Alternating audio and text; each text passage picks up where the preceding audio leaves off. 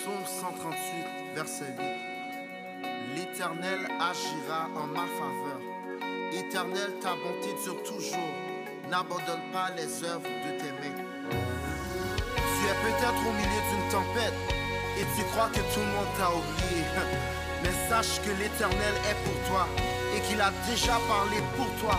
Donc prends courage, il est là et il agira certainement en ta faveur.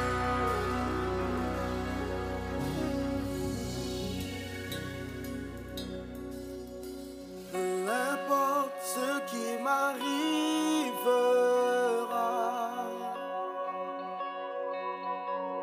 l'Éternel a déjà parlé pour moi, pour moi.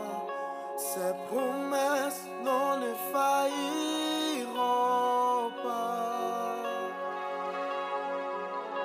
Je ne crains rien, l'Éternel est pour moi, pour moi. Tu es l'Éternel,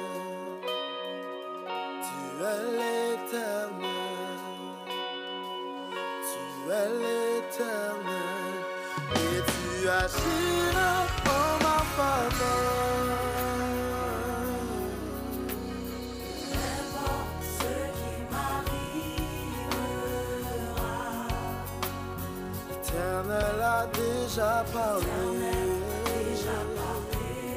pour Pour moi, ses promesses non ne failliront pas. Je ne crains rien, je ne crains rien. Je ne crains rien, l'Éternel est pour moi, pour moi. Tu es l'Éternel, tu es l'Éternel, tu es l'Éternel, et tu agiras. Agira en ma faveur. Tu es l'Éternel, tu es l'Éternel.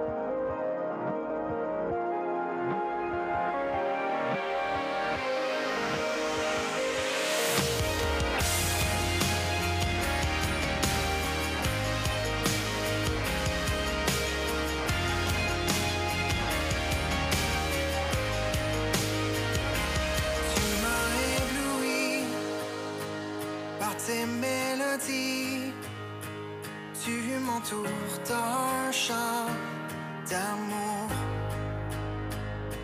chant de délivrance devant mes ennemis. Toutes mes craintes s'enfuient. Je ne suis plus esclave de la peur. Je suis enfant de Dieu. Je ne suis plus esclave de la peur. Je suis enfant de Dieu.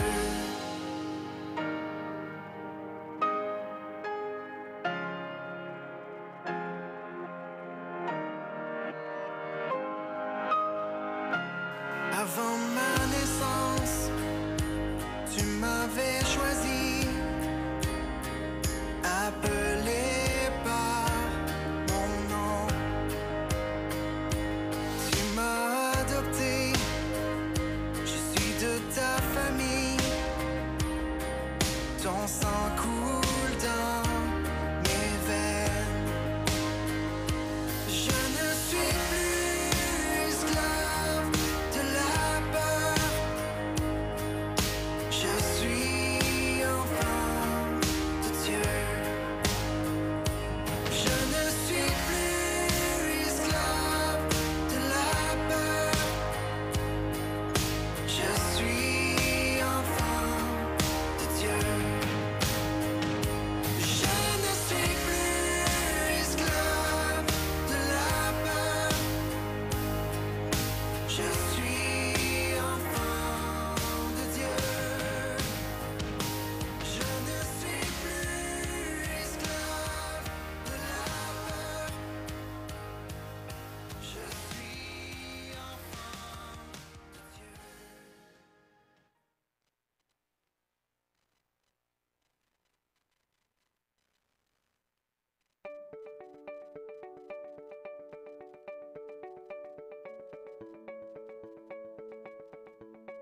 Bonjour, mon nom est Marie-France Bergeron et bienvenue à l'église communautaire Mountain View, une église où tous sont invités à découvrir et expérimenter Jésus pour ensuite influencer leur communauté.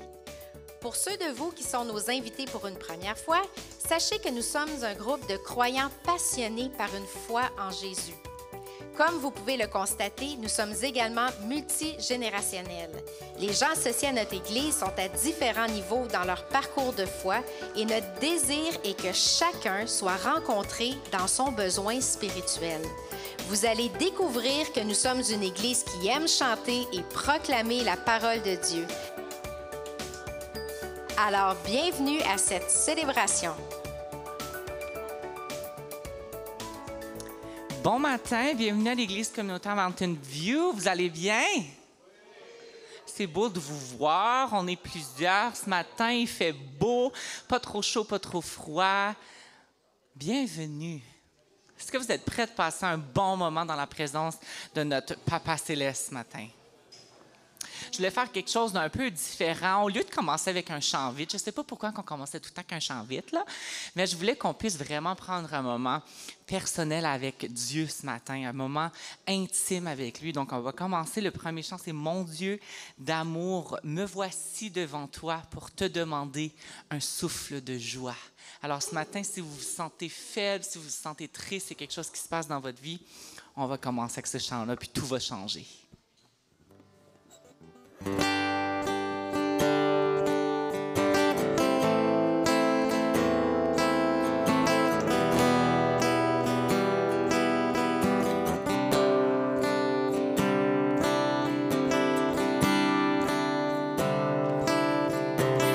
Mon Dieu d'amour, me voici devant toi pour te demander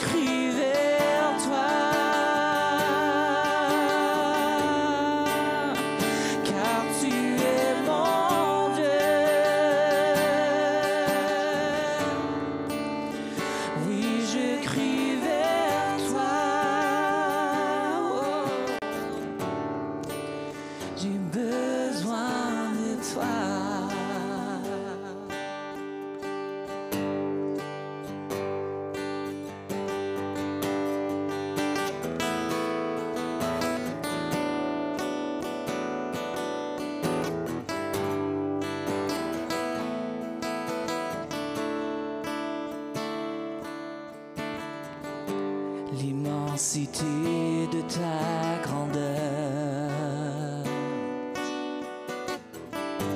me montre que je ne suis rien. Mais quand tu façonnais la terre,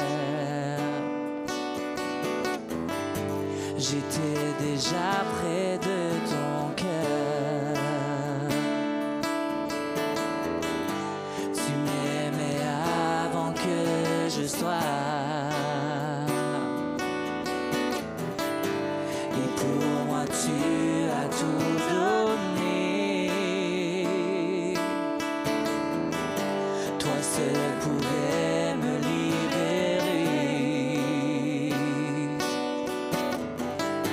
C'est pourquoi je veux t'adorer. Toi seul est digne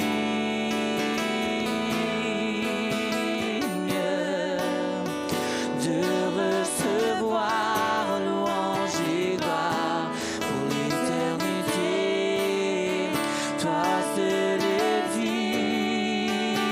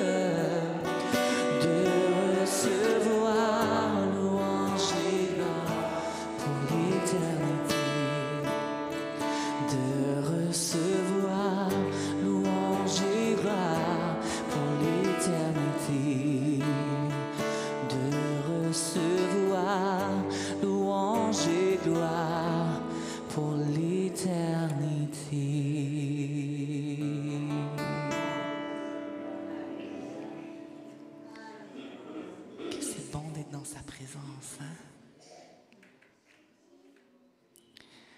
Avant qu'on embarque dans le prochain chant, j'ai une petite parole pour vous ce matin. Est-ce qu'il y en a d'entre vous, je ne sais pas pour moi, mais en grandissant en tant qu'enfant chrétien et tout, quand on disait comme Jésus, l'agneau, son sang, toutes ces choses-là pour moi me faisaient un petit peu comme... Je comprenais pas, ça me faisait peur un peu. Mais avant que j'embarque dans le prochain chant qui s'appelle « Par ton sang », je voulais juste avoir une petite explication, bref, courte, pour vous expliquer ce que Jésus a fait pour nous et l'importance de cela dans notre vie. Puis on voit dans Jean 1, 29 qui nous dit « Le lendemain, il vit Jésus venant à lui et il dit « Voici l'agneau de Dieu qui ôte le péché du monde. » Puis en fait, c'est par la chute d'Adam et Ève que le péché est entré dans le monde. Avant cela, il leur était possible de s'approcher de Dieu sans restriction ni contrainte. Ils avaient la bonne vie, eux autres, hein? Lorsqu'ils ont réalisé qu'ils étaient nus parce que la gloire de Dieu les avait quittés, Dieu les a revêtus de vêtements de peau et pour ce faire, des animaux ont été sacrifiés. On voit un peu plus loin dans Hébreux 9, 22. « Et presque tout, d'après la loi, est purifié avec du sang, et sans effusion de sang, il n'y a pas de pardon. » Et puis le sacrifice de sang, c'était une loi biblique sans laquelle il est impossible de s'approcher de Dieu. Dans l'Ancien Testament, on sacrifiait des animaux en attendant que le sacrifice parfait, Jésus, ne vienne donner sa vie afin que les péchés de ceux qui croient en lui puissent être effacés. Les sacrifices de l'Ancien Testament, eux autres, étaient imparfaits. Ils ne pouvaient que couvrir les péchés. Seul le sang de Jésus a pu les effacer. Je vais relire cette phrase-là. Les sacrifices de l'Ancien Testament étaient imparfaits. Ils ne pouvaient que couvrir les péchés. Seul le sang de Jésus a pu les effacer. C'est la raison pour laquelle aujourd'hui, nous n'avons plus besoin de sacrifier des animaux. Merci Seigneur. Pour nous approcher de Dieu, car le sacrifice parfait, Jésus, l'agneau de Dieu, a offert son sang une fois pour toutes.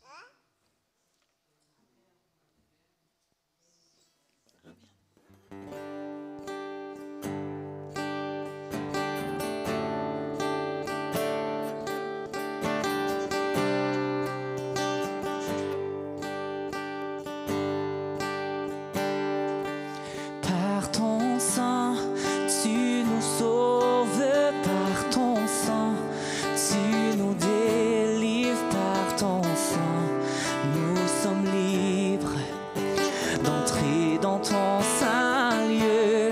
Ton amour nous pardonne, ta puissance nous relève par ton sang, précieux sang de l'agneau. Chantons par ton sang. Par ton sang, tu nous sauves, par ton sang, tu nous délivres, par ton sang, nous sommes libres d'entrer dans ton saint lieu. Ton amour nous pardonne, ta puissance nous relève par ton sang, précieux sang de l'agneau.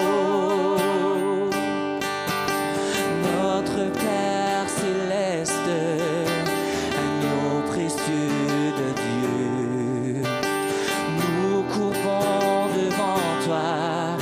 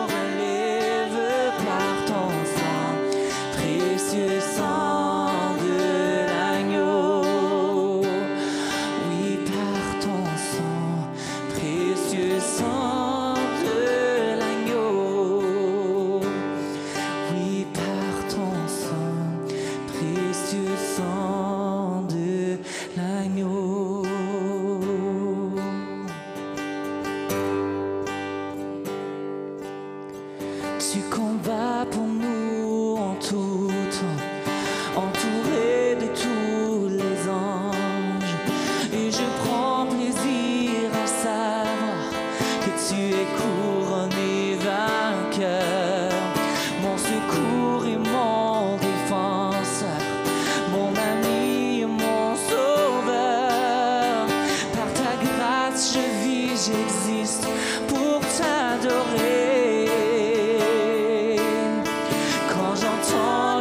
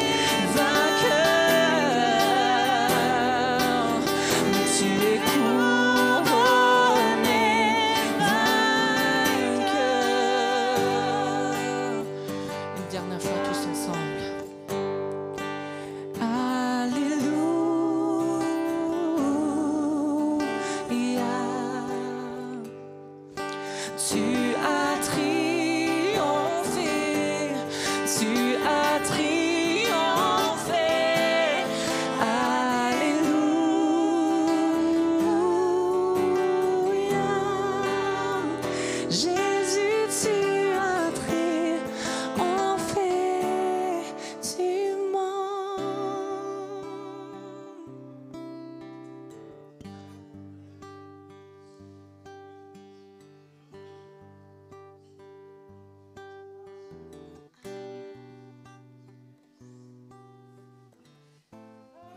C'est la fête aujourd'hui de la communauté du Seigneur, la communauté du Saint-Esprit.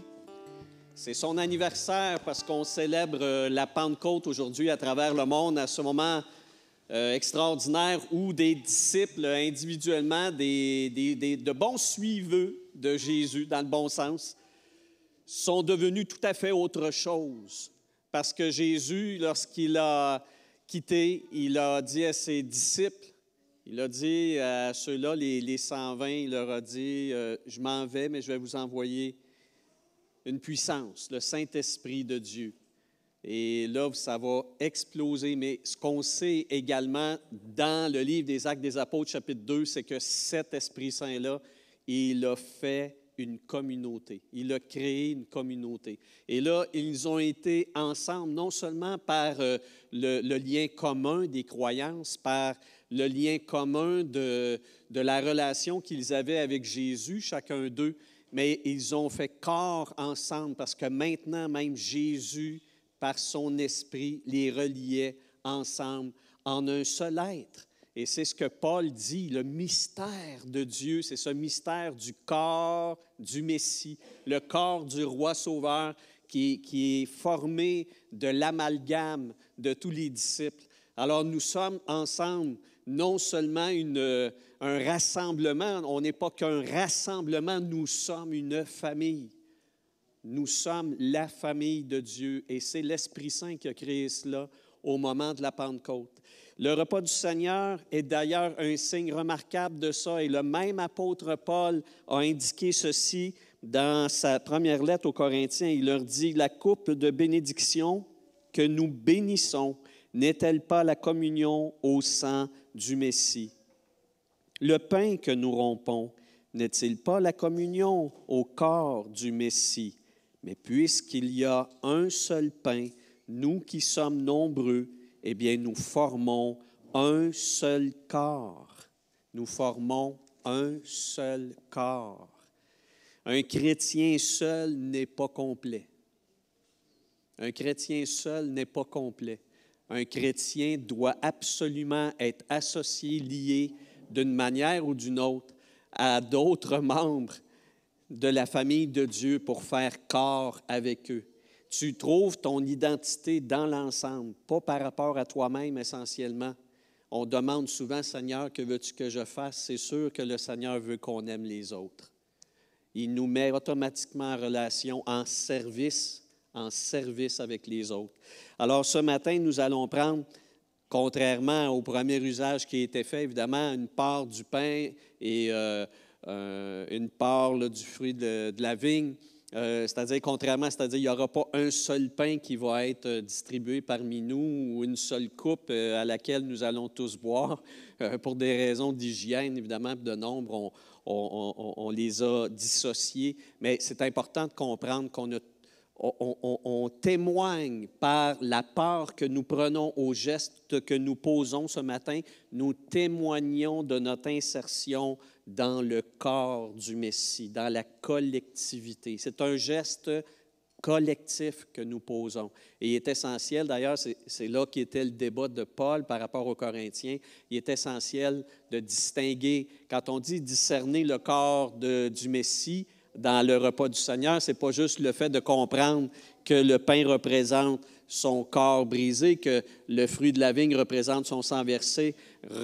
Identifier et discerner le corps du Messie dans l'Eucharistéo, comme le disaient les Grecs, dans ce moment de remerciement envers Dieu, ce corps-là à discerner, c'est la collectivité qui est autour de moi, à laquelle je me dis associé, lié et engagé. Amen.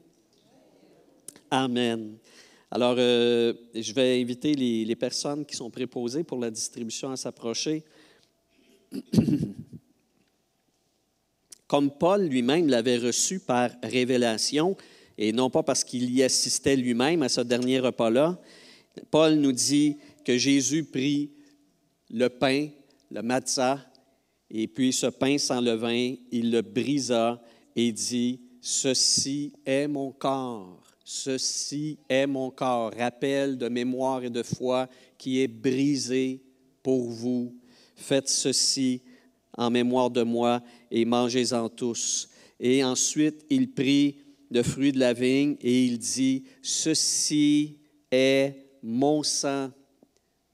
Ceci est mon sang. » Mémoire et rappel et association. Buvez-en tous. Buvez-en tous. Alors, je vais inviter mes frères à distribuer et on va s'attendre tous ensemble pour les prendre.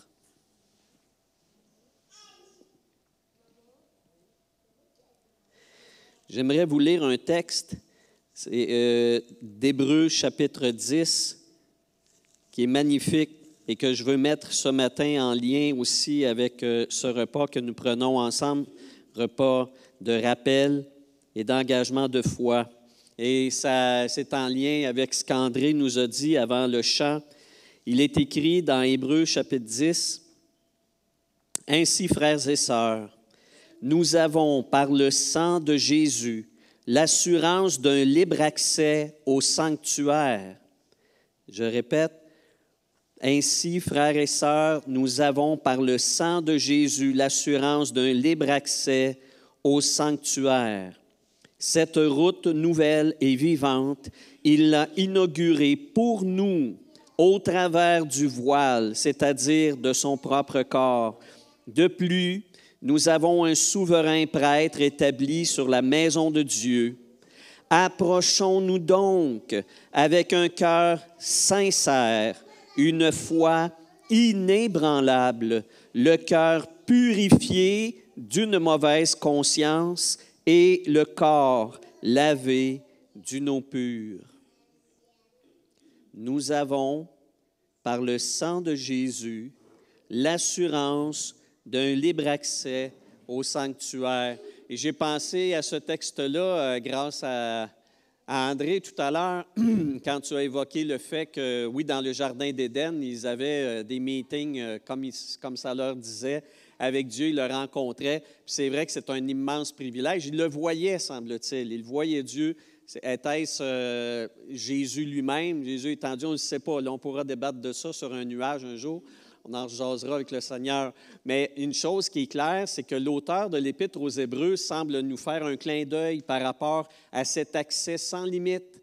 Parce que l'auteur de la lettre aux Hébreux nous dit, « Nous avons de nouveaux accès. » Nous avons de nouveaux accès.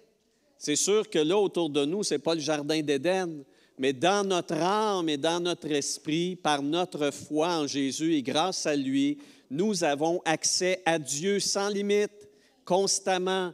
Et c'est le fun, il n'y a pas de facture mensuelle. Il n'y a pas de nombre de gigs, il n'y a pas de limite de téléchargement, il n'y a pas de restriction aucune. L'auteur de la lettre aux Hébreux nous dit, par le sang de Jésus, c'est comme le Jardin d'Éden, on peut prendre une marche avec Dieu, on peut avoir un petit pep talk quand il faut, on peut avoir accès à Dieu sans faire de procédure, de cérémonie, sans faire de longueur et de courbettes, parce que Jésus a fait tout ce qu'il fallait pour qu'on mérite cet accès-là avec Dieu. Est-ce que oui, c'est oui? On a fait le tour de tout le monde, c'est fantastique. Merci. On a eu une petite crainte il y a eu multiplication. Merci, Seigneur. Alors, Seigneur Dieu, nous voulons te rendre grâce parce que tu t'es donné à 100% pour nous. Tu t'es donné, Père, tu as donné ton Fils unique bien-aimé. Toi, Jésus, tu t'es donné entièrement. Tu as offert non seulement ta vie, mais ce détachement-là du Père, ce détachement-là de celui que tu aimais et lui qui t'aimait. Quand tu as crié « Père », Père, hein, cet abandon-là que tu as vécu, c'était aussi une mort spirituelle terrible. Et tu l'as prise. Tu l'as bu, cette coupe de souffrance et de condamnation. Tu as livré ton corps entièrement. Nous voulons te rendre grâce. Et merci également aujourd'hui pour cette célébration du don de l'Esprit. Du don de l'Esprit Saint en chacun de nous, afin qu'on puisse avoir cette vie de Dieu qui bouille, qui bouillonne en nous. Sois béni, Seigneur. Nous mangeons ensemble de ce pain, déclarant que nous sommes unis à toi, mais qu'aussi ensemble, nous sommes unis les uns aux autres. Amen.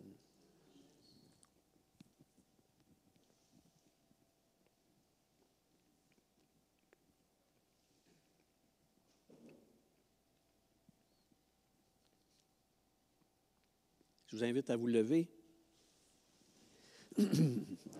Parce que tradition des hommes peut-être, mais j'aime à penser qu'au ciel, quand on va célébrer le Seigneur, puis ce sera le moment de prendre la coupe, on va la lever en l'honneur du roi. Je vois ça de même dans ma tête. Mais quand, lors d'un mariage, on veut honorer aussi ceux qui se marient, qui célèbrent leur union, on se lève pour leur rendre honneur. Et je vous invite donc, c'est pour cela que je vous invite à vous lever, afin que nous rendions honneur à celui qui, par son sang, nous a lavés de tout péché et nous a donné d'être appelés enfants de Dieu. À toi la gloire, Jésus. Amen.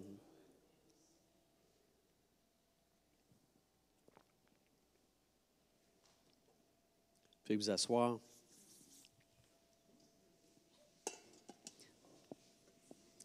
Ben oui, c'est du vin, toi.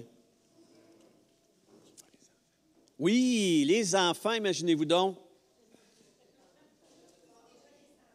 Ils sont déjà descendus. OK. Ah, bon. Que Dieu les bénisse. On a quelques annonces. Tadam!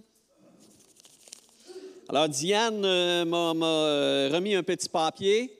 Il y avait une levée de fonds pour l'Ukraine. Est-ce qu'on peut être plus détaillé, curieux? En fait, c'est une demande, c'est à travers la fédération. Je te regarde, Diane, mais pour la question de l'offrande qu'on recueillait pour l'Ukraine, c'était pour... OK. C'est ça. Oui, c'est ça. Voilà. C'est ça. Par la voie, donc, de l'Association des Églises de Pentecôte du Canada. Et nous avons recueilli un total de 262,35 $. Mais soulignons là-dessus que Marie-Clonine a pu contribuer à travers tout ce qu'elle a produit pour 562,35 $. Donc, on peut vraiment, c'est ça. Alors, tu peux lui communiquer en notre nom nos remerciements. Oui, c'est ça. On a ça live. Voilà. Il me semble que quelqu'un m'avait dit, n'oubliez pas de demander. Non, elle est partie. Le Saint-Esprit est parti. Fait que là, c'est ma femme, ça. Bon, OK. Alors, si j'oublie une annonce, il y a quelque chose, on y reviendra. Je vais donc passer tout de suite à la version prédication de M. Paulus. Voilà! Tadam! Alors, Camério, il va nous mettre la photo de notre série Dans le champ. Hein? J'aime tellement ça, cette expression-là, très équivoque d'ailleurs. On ne sait pas de quel bord le prendre. Je vais vous dire, prenez-le sur tous les bords. Parce qu'effectivement, c'est une problématique, hein, la question de l'évangélisation. La question d'évangélisation, très importante au cœur de la vie évangélique, du témoignage chrétien. Moi, quand je suis passé du côté des églises évangéliques, parce qu'avant ça, j'étais actif du côté catholique, ben oui, que voulez-vous, hein, comme à peu près tout Québécois né de bonne famille canadienne-française, mais j'étais, oui, devenu...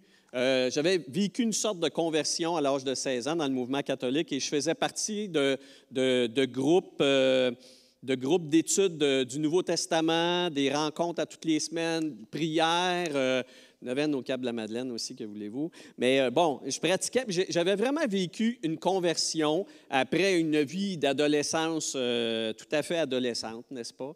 Et à un moment donné, j'ai vraiment vécu une rencontre personnelle avec Jésus à ce moment-là. Mais pas dans le contexte ni la théologie particulière que j'ai comprise via les chrétiens évangéliques que j'ai rencontrés à Saint-Jérôme à ce moment-là. Bref, tout ça pour vous dire que quand j'ai accédé évidemment à cet aspect-là de la foi évangélique, j'ai compris que c'était au cœur de notre raison d'être aussi, comme chrétien. Ça allait bien aussi parce que notre pasteur était un homme qui avait essentiellement comme don d'être évangéliste. C'était un vrai évangéliste avec un E majuscule, là. Lui avait passé des décennies en Afrique. C'était quelqu'un qui ouvrait des portes fermées puis parlait à du monde même qui ne semblait pas, à prime abord, intéressé à l'Évangile. C'était un homme extraordinaire, puis il nous donnait vraiment le goût d'évangéliser. Donc, le cœur de mes premières années dans le mouvement évangélique, c'était l'Évangile, l'Évangile, l'Évangile, partager l'Évangile, parler du Seigneur. C'était que ça. Hein? Ça, d'ailleurs, ceux qui ont vécu la vie chrétienne dans les années 70, fin des années 70, début des années 80, c'était un bouillonnement merveilleux. On pouvait parler du Seigneur assez librement, c'est assez ouvert, comparativement à maintenant. Je veux dire, parler du Seigneur à quelqu'un, c'est quasiment comme si tu voulais commencer à lui parler de ta vie sexuelle. Là, tu sais, les gens, c'est malaise, là. Garde ça pour toi. C'est rendu comme ça, vous ne trouvez pas? Moi, j'ai autant de misère à commencer à parler de Dieu que ça. Tu sais, je sais qu'il va y avoir cette barrière-là de « garde ça pour toi, c'est ta vie spirituelle, j'en ai rien à cirer, c'est ton affaire à toi, tu n'as pas d'affaire à m'en partager, c'est privé, c'est de l'ordre du privé. » Tandis que dans les années 70, on pouvait parler à peu près de n'importe quoi, n'importe quand, du Seigneur et de d'autres choses d'ailleurs, mais bon, bref, c'était bien ouvert, hein? C'était bar open, là, on pouvait... mais ça a donné énormément d'occasions, justement, d'atteindre du monde qui avait besoin de Dieu. Et ça, c'est extraordinaire. Mais, il y a toujours un mais, il y a eu beaucoup d'exagérations, d'erreurs, etc. Ça va avec tout, hein? Dans la vie, c'est comme ça. Et on est obligé, je pense, de recadrer. Moi, je trouve que, en tout cas, moi, je sens le besoin, j'ai senti le besoin, c'est un peu le sens de cette série, de recadrer qu'est-ce que l'Évangile. Et j'intitule la série « Dans le champ » parce que Jésus a utilisé cette analogie-là, pas la seule, mais dans une parabole célèbre. Il a utilisé l'image d'un semeur qui sème, et puis etc. Donc, il a dit, le royaume de Dieu, dans son avancement, c'est exactement la même manière de procéder. Donc, ce qu'on a vu dans les premières parties de la série, si on regarde la prochaine diapositive, c'est les trois éléments auxquels Jésus va associer la croissance de l'évangélisation. Donc, il nous a parlé du grain, l'importance du grain. Qu'est-ce qu'on a discuté là-dessus? C'est justement qu'il fallait faire attention à l'ADN de notre message. Qu'est-ce qu'on annonce comme message? Et je questionnais peut-être l'exagération au niveau de l'individualité de la présentation de l'Évangile. L'Évangile, comme je le signalais d'ailleurs avant le repas du Seigneur, l'Évangile, c'est un projet de groupe. C'est d'abord un projet de groupe. Et ce n'est pas assez présenté comme ça. On présente beaucoup Jésus, moi en tout cas dans mon temps, c'était personnel. Mon sauveur personnel, mon Jésus personnel, mon culte personnel. D'ailleurs, on mettait beaucoup d'accent là-dessus. Je ne sais pas si vous appeliez ça comme ça. Nous, dans le milieu Jean-Baptiste dans lequel j'étais, on parlait beaucoup du culte personnel. Avez-vous déjà entendu parler de ça? Il y en a-tu? Pas trop? Le culte personnel. Or, je veux dire, le concept du culte même, c'est comme un peu bizarre de penser au culte personnel. Parce qu'un culte, une célébration, en tout cas quand tu regardes la première alliance, le sens même de ça, c'est de le vivre en communauté. C'est communautaire, le culte. Mais c'était donc tout ça pour en revenir, on a trop individualisé l'Évangile. On en a trop fait une offre, une proposition pour ta petite vie à toi, pour ton petit cœur, ta petite âme. OK, c'est bon. Tu as compris l'Évangile. Puis après ça, on a eu toutes les misères du monde d'arriver à intégrer ces personnes-là dans une communauté. C'était le bug, là. Le bug était là. Puis quand on pense même à toutes les grandes campagnes d'évangélisation que vous avez vues à la télévision, auxquelles vous avez participé, moi j'ai participé à celle là, qui était au Forum de Montréal à l'époque. Je passais à travers tout ça là, via le mouvement baptiste à ce moment-là. on pouvait avoir des décisions, hein, du monde qui venait, puis oui, moi j'ai besoin, puis que Jésus vienne dans ma vie, régler mes problèmes, régler ma vie de couple, régler ma vie professionnelle, régler mes questions existentielles, régler mais. Puis une fois que, bon, c'était correct, j'avais prié, j'avais signé, tout ça. Nous, comme pasteurs, après ça, d'avoir ces contacts-là, puis d'essayer de leur faire comprendre, bonjour, allô, c'est parce que, bon, vous avez pris une décision pour Jésus. Oui, c'est parfait, c'est bon, tout est réglé. Non, mais bon, on voudrait vous parler, par exemple, bon, moi, je suis pasteur dans une église, etc. Et j'ai dit 90% des cas, la porte fermée. Parce que là, non. Ben, moi, j'ai réglé mes affaires, tout ça, Jésus, c'est bon, mais là, commencez pas à m'embarquer dans une poutine de groupe, là. Fait que là, on a toutes les misères du monde d'essayer de faire comprendre que, oui, le projet de Jésus, c'est cool, il peut régler, évidemment, tout ce qui sont tes difficultés, tes manques, et tes carences, et tes problèmes, et tes péchés. Il peut tout régler ça. Mais que le projet, le concept, en réalité, c'est que tu deviens serviteur de Dieu dans une famille que tu vas aimer. Tu dois aimer, tu dois servir. C'est le projet. Il est trop tard, là, à ce moment-là. C'est comme, non, moi, mes problèmes sont réglés, merci beaucoup. Donc, vous voyez, l'ADN de la semence est essentiel parce que si tu mets un ADN qui n'est pas complet, tu vas avoir les résultats qui vont avec. Puis après ça, changer la nature de la gerbe de blé une fois qu'elle est sortie, c'est compliqué. C'est long. C'est pas mal long. Moi, ça a été long, me désintoxiquer de ça. C'était très long. Bon, on continue. Donc, je ne vais pas tout refaire. L'élan, évidemment, l'élan, j'avais parlé de l'amplitude de l'évangélisation, de manière aveugle, il ne faut pas regarder à la personne à qui on veut parler et le faire de façon assidue. Ça, les évangélistes sont bons là-dedans, c'est plus difficile pour moi, mais Jésus dit, il faut que le geste soit généreux. Et enfin, l'âme, et c'est là où Jésus va prendre un petit peu plus de temps. Évidemment, dans sa parabole, Jésus va expliquer que la même semence va produire différents fruits. Ça dépend dans quel cœur ou dans quelle âme ça tombe.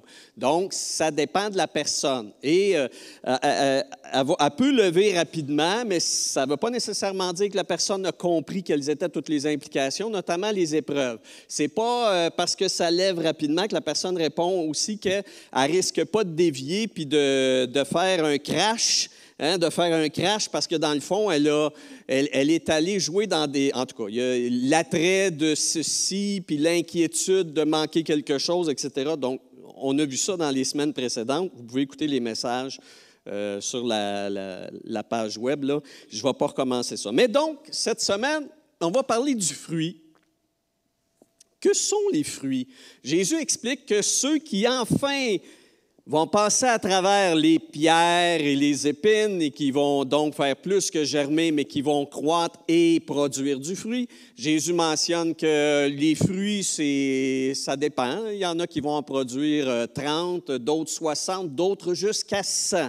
En agriculture, on dit qu'une gerbe de blé peut produire en moyenne, ça tourne autour de ça, là, entre 40 et 60 grains, c'est une moyenne. C'est intéressant, Jésus, c'est comme s'il y en a des fois qui vont faire moins que la moyenne, il y en a qui font en moyenne, il y en a qui vont faire pas mal plus que la moyenne, mais c'est comme ça aussi, dans le royaume de Dieu, puis c'est correct de même.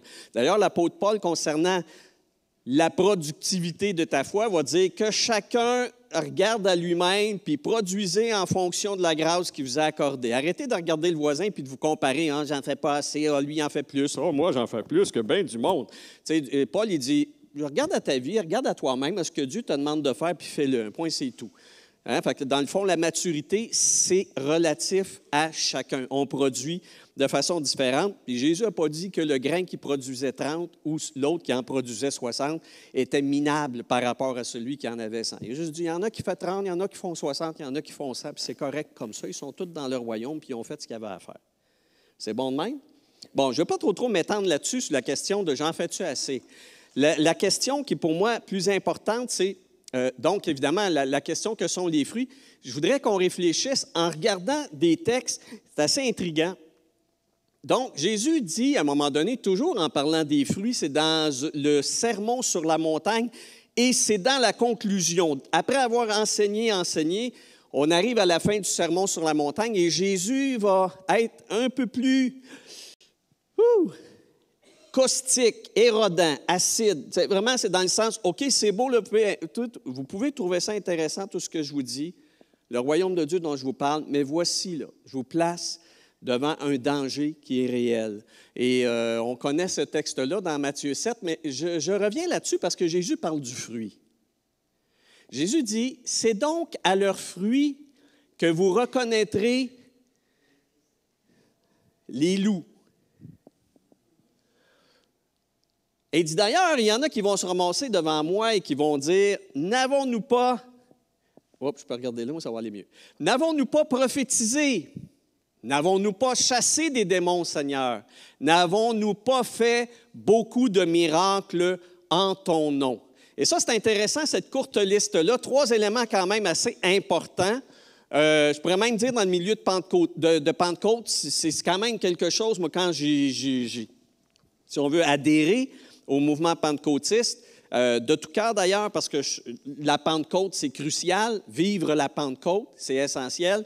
Mais il y a quand même ça, j'ai accédé à une zone de la vie spirituelle à laquelle, disons, je n'étais pas habitué comme ancien baptiste ou même ancien catholique. Alors, les prophéties, j'ai eu à entendre ça, à entendre des prophéties. Pour moi, la prophétie était déjà toute écrite, elle était entre les 2 couvertures d'une Bible. Pour moi, ça, c'était la prophétie. Mais d'entendre live de la prophétie, j'avoue, c'est impressionnant. Est-ce que moi, j'en ai bénéficié? Oui. Je peux dire que dans ma vie, il y a eu des paroles prophétiques qui ont été pour moi extrêmement salutaires. C'était une bénédiction de Dieu. Je ne regrette rien. Comme disait l'autre en chantant, je ne regrette rien là-dessus. Je suis content d'avoir reçu des paroles de Dieu qui étaient d'aplomb et à point. Ça, c'est extraordinaire. Donc, prophétiser, chasser des démons, miracles, il n'y a rien de mal à ça, dans le fond. Il n'y a rien de mal à ça. Donc, c'est pas, le problème, il n'est pas au niveau du quoi. Parce que Jésus, je rappelle, Jésus dit, c'est à leurs fruits que vous les reconnaîtrez. Alors, Jésus n'est pas en train de dire que ceux qui prophétisent, ceux qui chassent des démons et ceux qui font des miracles portent de mauvais fruits. Attention, c'est pas ça, là. Jésus n'est pas en train de dire que ce sont de mauvais fruits. À la fin du passage, il donne le détail. C'est quoi le mauvais fruit? Il leur dira à ceux-là, « Jamais je ne vous ai connus, éloignez-vous de moi, vous qui agissez sans la loi. » En fait, le mot grec dit « anomia ». Anomia, ça veut dire « sans loi », tout simplement. Tu es quelqu'un qui vit sans te soucier que tu respectes la loi. Puis on s'entend, la loi dans le contexte, c'est les lois de Dieu, ce n'est pas les lois des Romains, ce n'est pas la loi municipale, ce n'est pas le code civil ou le code criminel, c'est la loi de Dieu. Et Jésus dit, vous êtes des anomias, vous êtes des sans-lois.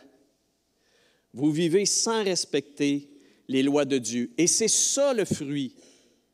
C'est ça le fruit qu'il faut regarder. Est-ce que quelqu'un, au-delà de ce qu'elle fait, qu'elle prophétise, qu'elle fasse des miracles, qu'elle délivre des démons, qu'elle enseigne de manière intéressante, peu importe le don qu'elle exerce ou l'œuvre qu'elle accomplit, peu importe cela, est-ce que cette personne vit en respect des lois de Dieu? C'est ça la question. Là, vous allez me demander, c'est quoi les lois de Dieu, là? C'est quoi les lois de Dieu? Oui, on va y revenir tantôt dans le détail. Mais ça, oui, effectivement. Mais je voulais d'abord régler la question de ces personnes-là que Jésus dit, vous vivez sans les lois de Dieu. Il les a comparés à des loups. Le texte en français, on dit loup ravisseur. En fait, le mot c'est harpax, c'est vorace. Vorace. Quelqu'un de vorace, c'est quelqu'un qui a faim. Hein? C'est quelqu'un qui est avide. Alors, c'est pas dans loup ravisseur, on pense plutôt à quelqu'un qui essaie de voler. Mais j'aime harpax, le mot grec, c'est des avides. Ils ont toujours faim de quelque chose. Ils ont faim de quoi? Eh bien, moi, je vais vous le dire, ils ont faim de ce que la nature humaine essaie d'atteindre le plus possible. La semaine passée, je l'évoquais un peu en fin de message, mais je le ramène ce matin en 3 verbes importants. Ils ont faim d'avoir. L'humain a faim d'avoir. On est pogné avec ça, d'avoir ci, d'avoir ça. Il nous manque tout le temps quelque chose. Un loup harpax ou quelqu'un qui fait un ministère et qui a un problème d'avidité par rapport à ses avoirs, c'est ça, c'est qu'il veut il veut, il veut des possessions. Je veux pouvoir posséder. Je veux que mon ministère ait de la croissance. Je veux posséder. Je veux avoir des choses. Avoir. Donc, ça va bien. Les finances sont bonnes. Le valoir. L'avidité pour le valoir, c'est quoi? C'est la reconnaissance des personnes. Avoir des titres qui sont reconnus. Et ça, il y en a pour eux que ça a l'air bien important. Il faut qu'ils s'appellent tel titre. Et puis là, on a les titres d'Éphésiens 14. Pour eux, c'est bien important. Il faut qu'il s'appelle apôtre, il faut qu'il s'appelle prophète, il faut qu'il s'appelle ci. Moi, c'est drôle, les apôtres, avez-vous remarqué, ils ne se sont jamais fait appeler apôtres. Il n'y a pas un prophète dans les Écritures qui a exigé qu'on l'appelle prophète. Il n'y a pas un docteur dans les Écritures qui a exigé qu'on l'appelle docteur. Même Esdras, dont hier, en tout cas, j'en parlais, aucun de ceux-là n'a voulu aucun autre titre que celui de doulos. Doulos, en grec, c'est quoi? C'est serviteur-esclave. C'est le seul titre de gloire auquel il s'attachait. L'apôtre Paul lui-même a dit « Je suis un esclave. Je ne suis qu'un esclave serviteur du Messie. » Aucun des vrais et des grands de l'histoire de Dieu n'a cherché titre ou reconnaissance. Aucun d'eux. Or, Jésus dit, faites attention, il y en a qui, dans leurs fruits, ça sent le valoir. Ils veulent avoir de la reconnaissance. C'est bien important pour eux. D'ailleurs, il parlait de ceux qui voulaient les premières places en avant. Ils vont les demander. Ça prend des places réservées. Ils veulent être dans les réservations. Jésus dit, peu importe ce qu'ils sont, qu'ils soient prophètes, qu'ils délivrent des démons, qu'ils fassent des miracles, ils ne me connaissent pas, ceux-là. Parce que Jésus, est-ce qu'il est comme ça? On le sait, non. Et le pouvoir. Donc, l'avoir, posséder, avoir des beaux dons, avoir des dons en masse, en parler ouvertement. Et ça, je suis désolé, là, je n'ai pas besoin de nommer de nom. On en a assez à voir des comme ça. Que leur ministère prend gloire de recevoir des sommes et des quantités, puis avoir les belles affaires, puis avoir les belles choses. Et nous faire à croire que ça, c'est l'Évangile. Mais là, j'ai un éditorial à passer ici. Jésus dit en Matthieu 7, ça ne fonctionne pas. C'est pas ça. C'est pas d'être prophète, même si tu fais des prophéties. C'est pas de délivrer des démons, même si tu en délivres véritablement. C'est pas de faire des miracles, même si tu en fais des vrais. C'est pas ça qui compte. Ceux qui connaissent Jésus, ceux qui vivent sous la loi de Dieu, qui est la loi d'aimer, de servir et de se donner, n'ont pas à manifester ce genre de fruit-là qui est « je veux des avoirs, je veux de la reconnaissance et je veux du pouvoir ». Moi, je vais avoir le contrôle sur mon ministère. Moi, je vais avoir, je veux que, c'est moi qui vais prendre les décisions, puis c'est ci, puis c'est ça. Puis je suis désolé, là, je ne vais pas nommer de nom, mais je suis triste de voir que ce genre de choses-là, ça existe malheureusement dans le milieu chrétien. Et effectivement, Jésus dit, il y en a qui vont avoir de méchantes surprises de l'autre bord. Ils vont venir devant ma face, puis ils vont dire, « Mais Seigneur, Seigneur », Jésus dit, « Non, ce n'est pas tous ceux qui disent, Seigneur, Seigneur, mais c'est ceux-là seuls qui font la loi de mon Père. » C'est ça qui est plus important. Donc, le fruit, je vous dirais, le fruit, ce n'est pas autant ce qu'on fait que comment on le fait. Pourquoi on le fait. Qu'est-ce qu'il y a dedans mon cœur? Parce qu'exercer du ministère pour avoir la reconnaissance puis la gloire des gens puis avoir de la popularité, etc., là, oui, ça fait du bien, ça, à notre nature humaine. Oui, on peut même, nous, comme dans l'assistance ou comme étant associés à ce genre de ministère-là, c'est sûr qu'on peut dire « Wow, c'est hot! » Et puis « Hey, on est fort, puis c'est beau, puis c'est glorieux. » Mais on ne sait pas peut-être en même temps qu'on est en train de passer à côté complètement. Parce que c'est ça qui est essentiel. Dieu n'a jamais changé. C'est pour ça d'ailleurs que je m'en vais sur Jean. C'est pour ça que Jean dit, vous savez, le commandement, dans le premier épître de Jean, il dit, le commandement de Dieu, il est ancien. Hein? Il n'a pas changé. C'est quoi? C'est l'amour. C'est l'amour de Dieu, l'amour du prochain. Mais il dit, c'est un commandement nouveau en même temps. Il dit, il est ancien, mais en même temps, il est nouveau. Puis là, on dit, il radote le vieux. Hein? Jean, il était vieux, il radotait, il répète, il ne sait pas où ça va. Non, Jean, il n'est pas fou, là. Jean, il dit, dans la première épître de Jean, 1 Jean, chapitre 2, chapitre 3, versets 23-24. Je vais vous le lire, c'est trop bon. C'est trop bon. 1 Jean, chapitre 3, je le lis ici. Et voici quel est son commandement. 1, c'est que nous croyons au nom de son Fils, Jésus, le Messie. Là, on dit, on ne l'attendait pas, celui-là. Hein? Pourquoi il parle de ça? Ce n'est pas d'aimer Dieu, mais c'est parce qu'on doit réaliser c'est qu'on ne peut pas aimer Dieu sinon qu'à travers Jésus. Des aimeurs de Dieu, il y en a beaucoup, là. Parler à quelqu'un, dire « T'aimes-tu Dieu? » Ouais, mais il y a un paquet de monde spirituel puis nouvel âgiste, ils vont vous le dire « Moi, j'aime Dieu. » Hey, moi, j'aime Dieu. Est-ce que tu aimes Jésus? Ah, mais non, moi, par exemple, Jésus, là. Comprenez-vous?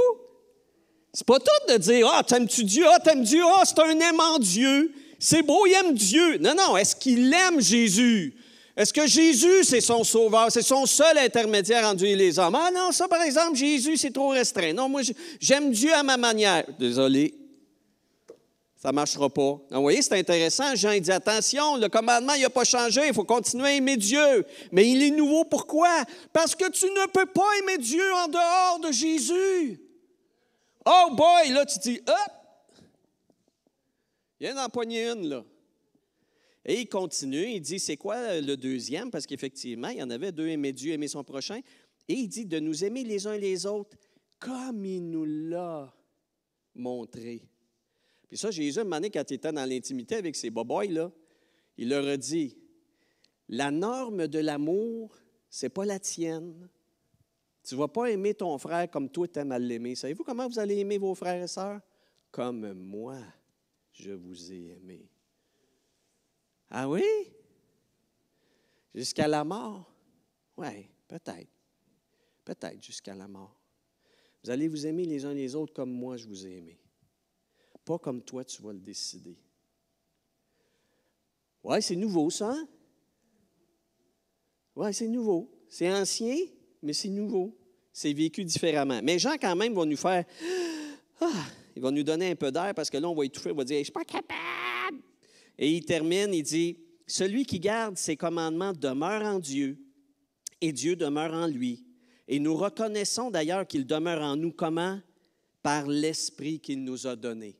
Parce que la puissance de l'amour, elle a été versée en nos cœurs par l'Esprit qui nous a été donné. Et voilà pourquoi c'est nouveau aussi. Parce que dans la première alliance, là, il fallait que tu fasses ça comme ça, là. De toutes tes forces, en obéissance. C'était pas évident, hein? C'était de même, à sec, là, oui.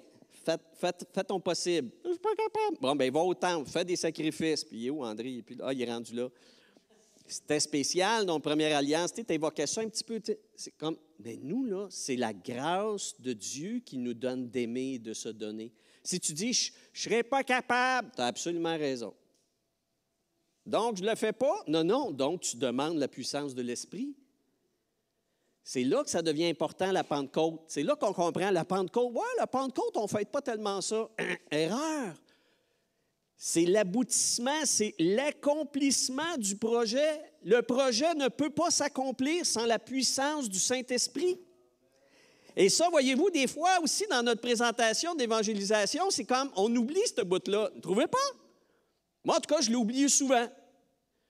Tu acceptes Jésus, tout ça. J'étais capable d'expliquer ça, le péché. Il y a des manières d'expliquer. Tu sais, bon, de la misère, blablabla. Tu sais, Jésus est mort, c'est quoi, le péché, la prière, prier Jésus, je me suis repenti. Wouh!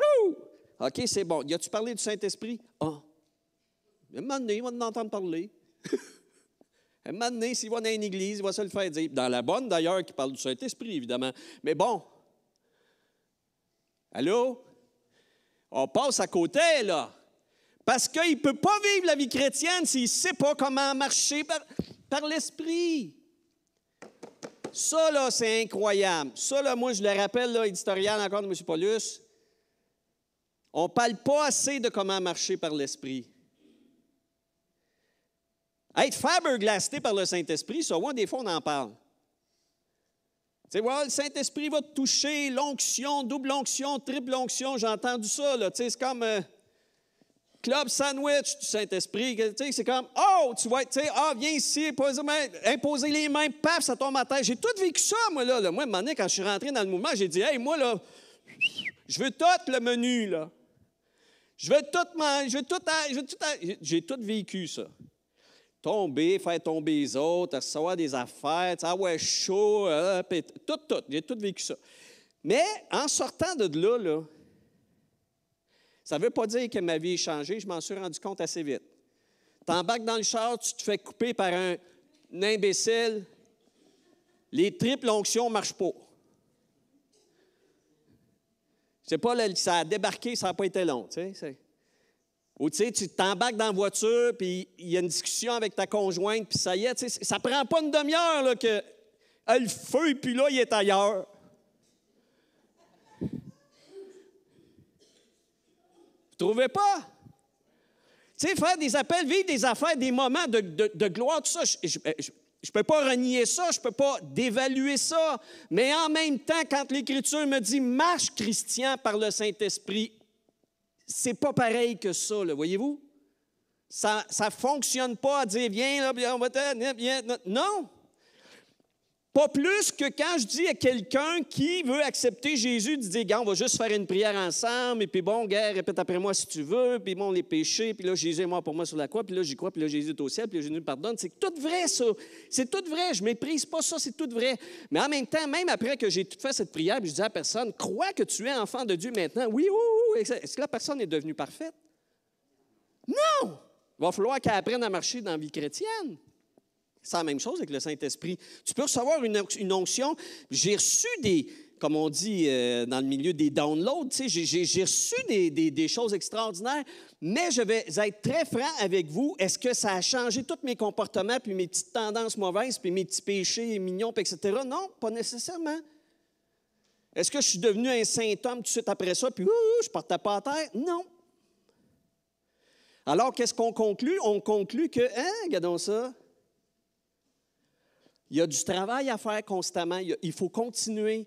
Puis quand on revient en arrière là, avec celui qui fait des miracles, celui qui prophétise, puis celui qui délivre de démons, etc. Là, si lui, il roule rien que là-dessus, si lui ou elle là, roule rien que là-dessus, moi, je fais ça, j'ai tel ministère. Puis en dehors de ça, là, je peux faire ma petite vie ordinaire.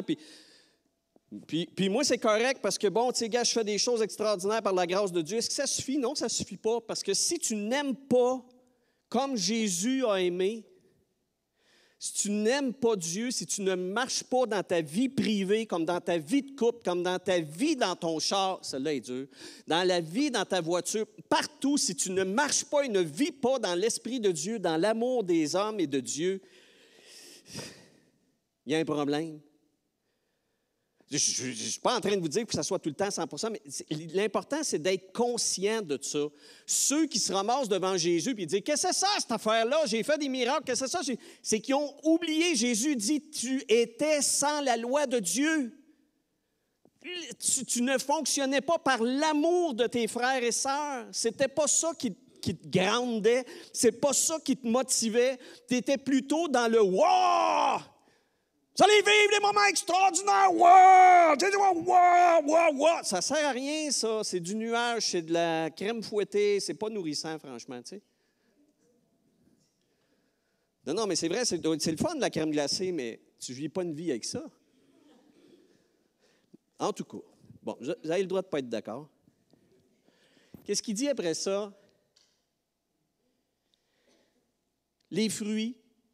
Bien, les fruits, c'est pas compliqué. Ça découle de ce de quoi tu te nourris. La plante, le chrétien, c'est la même chose. Et vous voyez, Paul, c'est intéressant. Paul aussi, il joue dans la parabole du sommeur en quelque sorte. Il l'a médité, l'apôtre Paul, la parabole du sommeur. Voilà pourquoi il priait.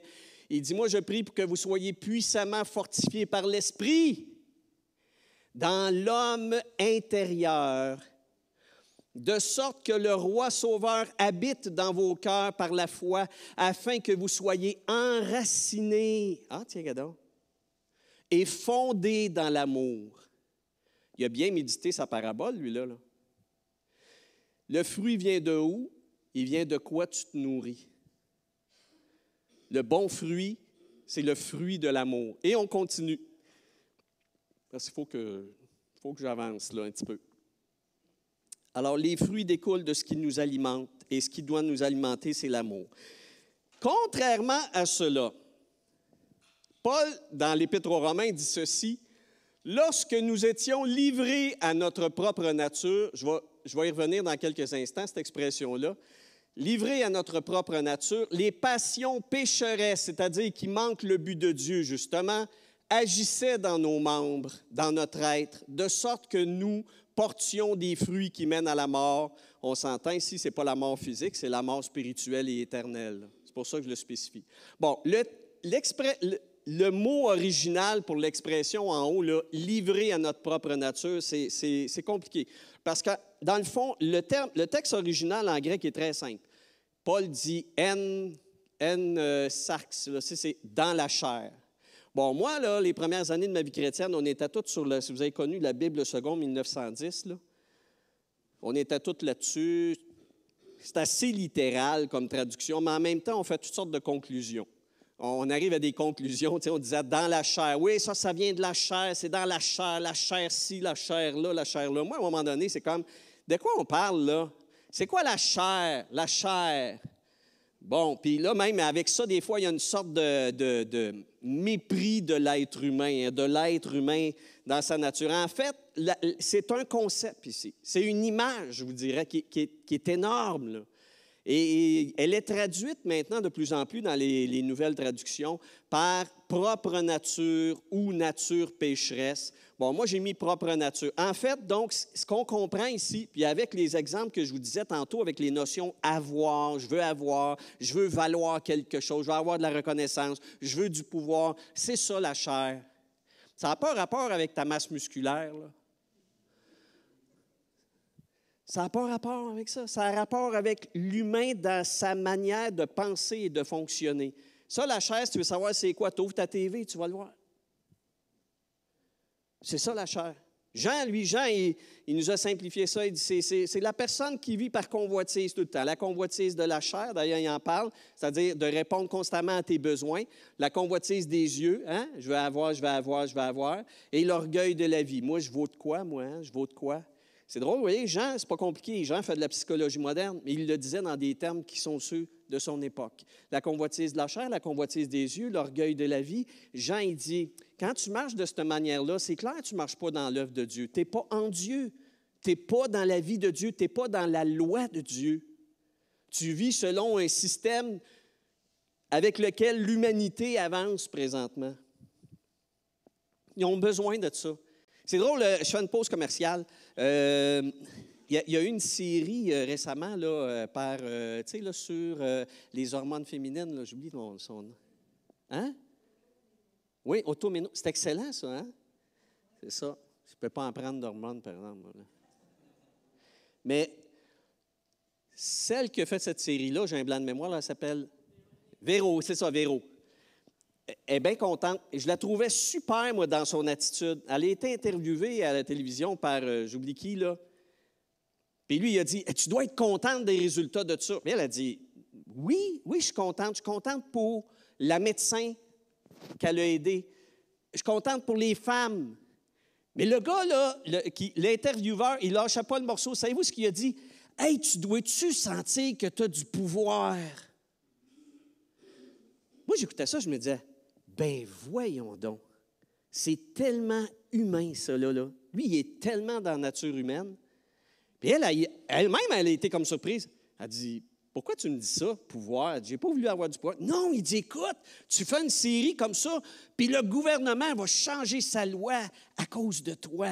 Quel pouvoir extraordinaire. Puis lui, il parlait de ça, puis tu avais la bave qui coulait à chaque bord de la bouche. Là, c'est comme, pouvoir. J'ai le pouvoir. Puis là, il était content, puis il disait, hey, tu as du pouvoir, Véro, tu as du pouvoir, tu as changé le gouvernement.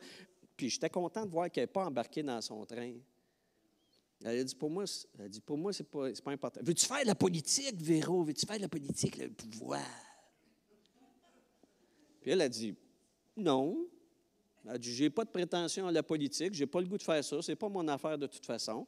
Elle a dit, je suis très mauvaise politicienne. Moi, elle a dit, j'avais un besoin, puis j'ai vu que les femmes avaient un besoin, puis je voyais que j'avais accès à quelque chose, à une façon de le faire connaître, puis d'espérer que ça fonctionne, ça a fonctionné. Merci beaucoup, bonsoir. On passe à une autre question.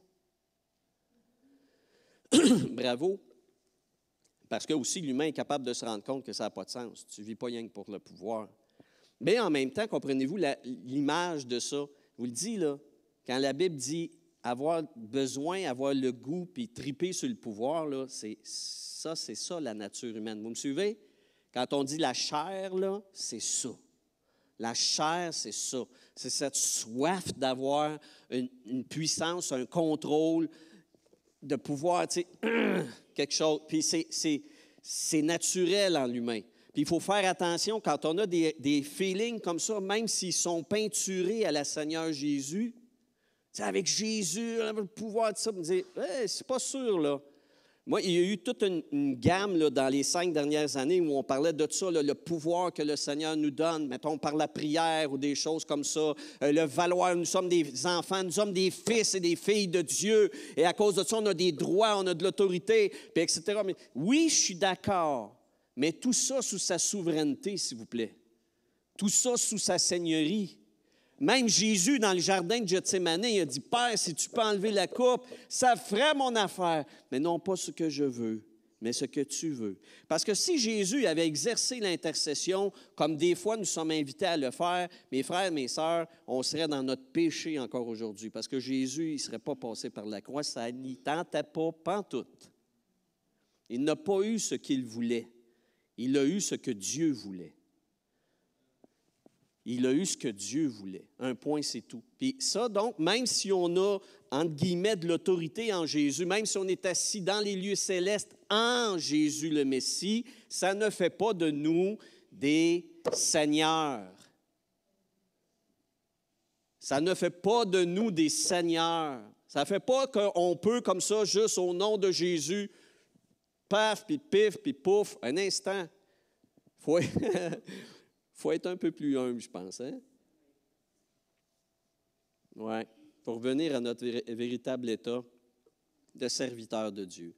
Bon, alors oui, c'est ça. Donc, Paul dit, dans la chair, on va produire ce que la chair veut. Lorsque nous étions livrés à notre propre nature, ce qui ne doit pas être, les passions pécheresses, celles qui manquent le but de Dieu, hein, qui sont l'amour de Dieu, l'amour des hommes, à travers Jésus, soumis à Jésus, dans la puissance de l'Esprit. Alors, quand on était dans la chair, dans l'ignorance de ça, hein, la puissance de la chair agissait dans nos membres, et là, on portait les fruits en conséquence. Mais quand on est en Dieu, ce n'est pas le cas. Alors voilà, Paul continue. Diapositive suivante. Toujours les fruits découlent de ce qui nous alimente. Il est écrit, pour ça que Paul dit, marcher par l'Esprit. Éphésiens 5. Marcher, Galates, pardon. Galates chapitre 5. Marcher, ça veut dire quoi? J'ai fouillé, je vous le dis, là, parce que marcher, c'est déjà une image, là. C'est déjà une image. Je dis, là, je suis allé dans le grec, je suis allé voir les différentes traductions. Je dis, c'est quoi? On va trouver des traductions françaises qui ne sont jamais suffisamment complètes. C'est opérer, c'est fonctionner et c'est progresser en même temps. Donc, c'est ça. Alors, je dois marcher, puis c'est quelque chose qui est constant. Je dois marcher par la puissance de l'Esprit. Et Paul dit, vous n'accomplirez jamais ce que la nature humaine désire si vous fonctionnez comme ça. Donc, comme je disais tantôt, je reviens, des fois, on peut sentir une lourdeur de dire, moi, mais comment je peux aimer mon frère, ma sœur? Comment je peux l'aimer comme Jésus nous a aimés en étant complètement donné? Hein? C'est le mot amour, agapéo, là, c'est un amour sacrificiel. Comment je peux aimer mon frère, ma sœur de façon... C'est contre ma nature. C'est contre ma nature. Parce que ma nature, elle va tout le temps regarder son bien, son avantage, sa protection, sa sécurité, son avantage. Ma nature est comme ça. Puis, Dieu nous dit, non, tu ne marches pas de même parce que moi, je ne suis pas de même. Moi, je suis le Dieu du don. J'ai donné mon Fils a donné sa vie, puis il a donné son Saint-Esprit. Puis, gars, on fonctionne sur le don. On ne fonctionne pas sur le donne. Donne-moi, donne-moi, dit la sangsue. La vie chrétienne n'est pas une ascèse. Et ça, c'est intéressant, attention. L'idée que ça soit seulement privation, retenue, empêchement, manque.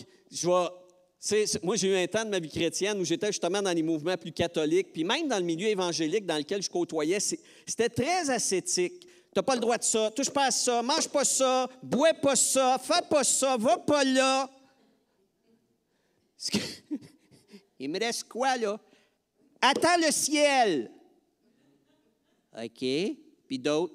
Parle des autres du ciel. OK. Puis ils vont faire quoi? Ils vont parler. C'est comme, oh boy! Les 3 chemins, c'était pas marcher en arrière de Jésus, là. C'était, je fais plus rien. Sérieux, là, moi, j'ai été longtemps dans ma vie chrétienne, c'était ça, là. Wouh!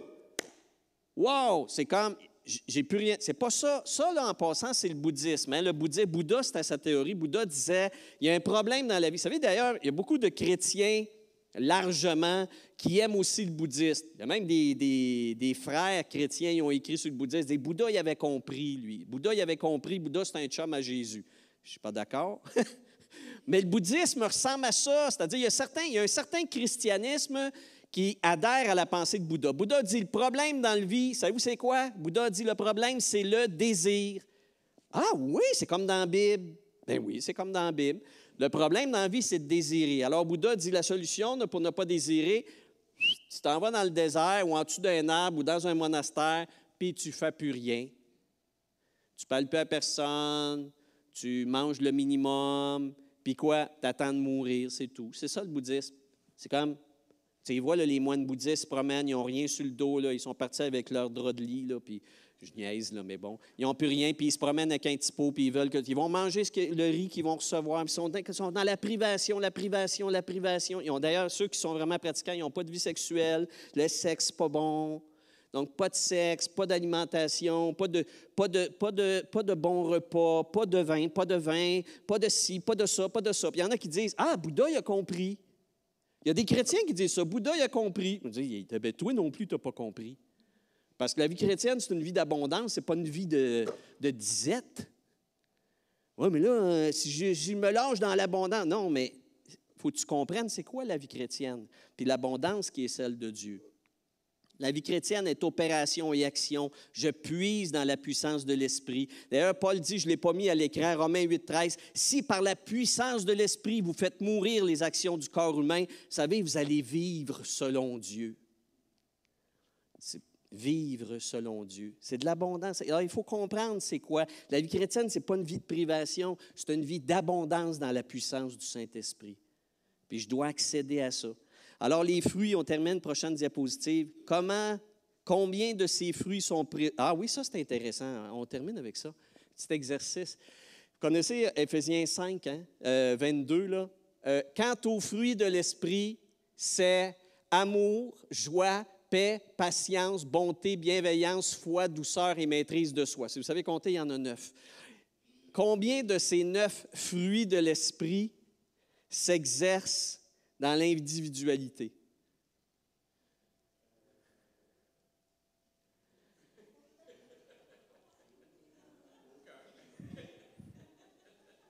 Quelques-uns, là, la foi, ça peut toujours aller, là, mais je vous le disais tantôt, un chrétien tout seul, il va mourir. Quoi d'autre? Parce que l'amour, là, je peux m'aimer moi-même. Me regarder dans le miroir, je t'aime. Non, il faut que j'aime mon frère, ma soeur. La joie, alors, on va dire la joie. Je peux être joyeux tout seul. Ça se peut, ça. On va le concéder.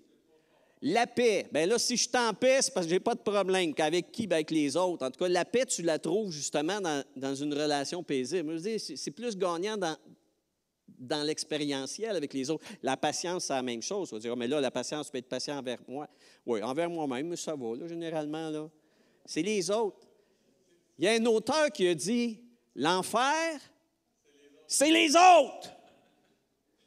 Tu sais, Jésus a dit, aimez-vous les uns les autres. Les uns, ça va, c'est les autres.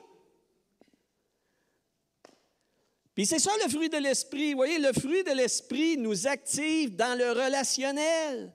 Il nous active dans le relationnel. Le fruit de l'esprit, il y en a 9 qui sont décrits là, mais ce n'est pas exhaustif, ça. Là, il n'a pas pensé, il n'y a rien que ces 9-là, c'est tout. Il y en a bien plus que ça. Mais Paul y va, là, il lance ça, il y a ci, il y a ça, il y a ça, il y a ci, il y a ça. Mais ça, quand tu regardes le nombre de fruits qu'il a cités, puis que tu te poses la question, combien de ces fruits-là puis-je porter dans mon individualité tout seul dans ma chambre? Pas beaucoup. Je suis obligé d'être en relation avec les autres pour le vivre. Puis en relation d'amour, c'est-à-dire de service. C'est-à-dire de service. L'amour, c'est le service. C'est ça l'agapéo. Agapéo, c'est l'amour sacrificiel. Donc, vous voyez, c'est extraordinaire, ça, là. Alors, voilà. C'est aujourd'hui, on peut terminer avec la dernière image. J'aime beaucoup cette image-là.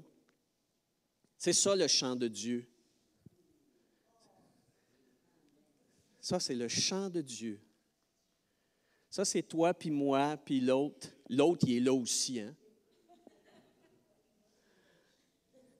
C'est ça, le chant de Dieu. Il est là dans les champs, le fidèle et sommeur, partout sa main s'étend pour atteindre les cœurs. Chaque jour au matin, reprenant son labeur, il lance le grain, ne compte pas les heures. Son rôle est effacé, c'est tout à son honneur. Voir se blondir les plaies, voilà son seul bonheur. Ce qu'il offre à son Père, mieux qu'un millier de fleurs, c'est une moisson de frères croissant sous sa chaleur. C'est beau, hein? C'est ça. Le chant de Dieu. C'est ça que le Saint-Esprit a fait à la Pentecôte.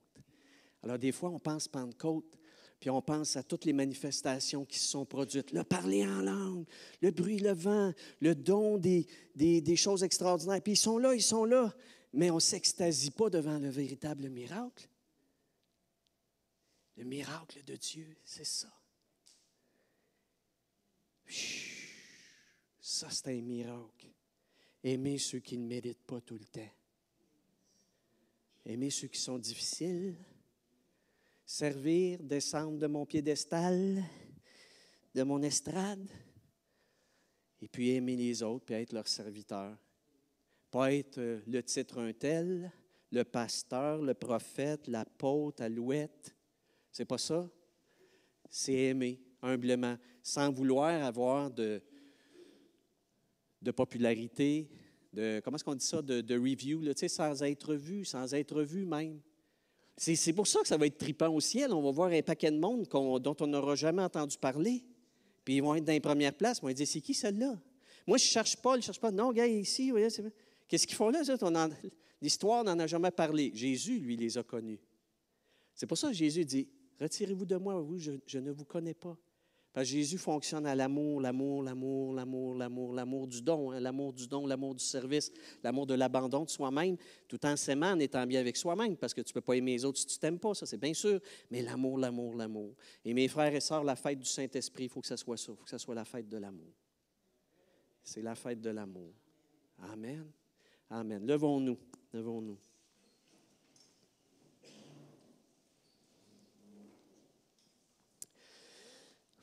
Seigneur, on veut tomber en amour, non seulement avec toi, mais avec ton peuple.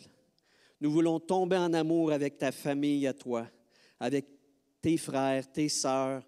Nous voulons tomber en amour avec ce que l'Esprit veut nous donner d'aimer, avec ceux qui sont les enfants graciés, pardonnés par Dieu. Pas les parfaits, mais des disciples, des chemineurs, des gens qui cheminent, des pèlerins.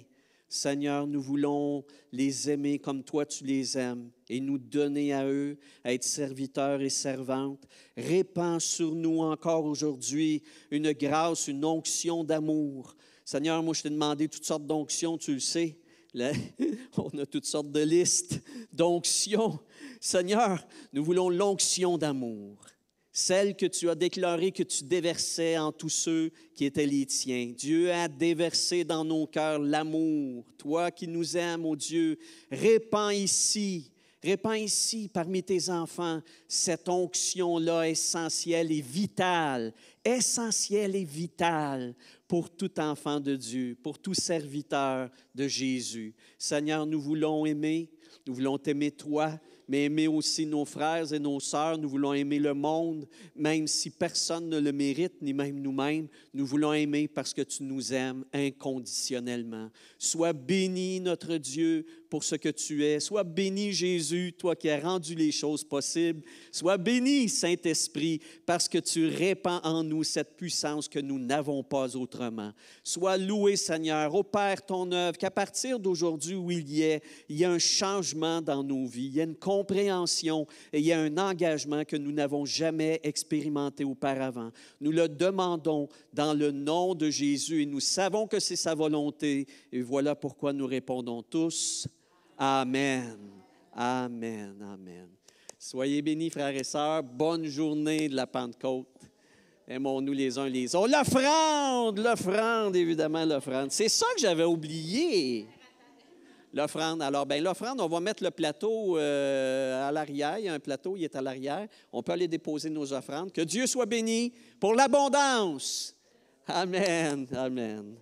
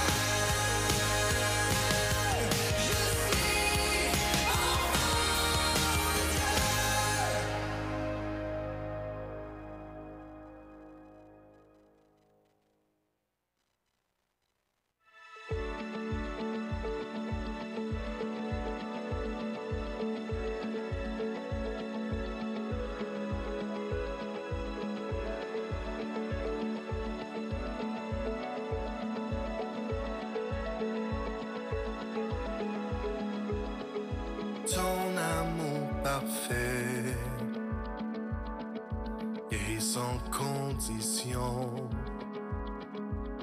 repousse mes limites, change ma vision. Tout est accompli, tu as donné ta vie. Bonté radicale, ta grâce a tout changé. Confonds-moi par ta réalité, donne-moi l'audace de crier. Dieu,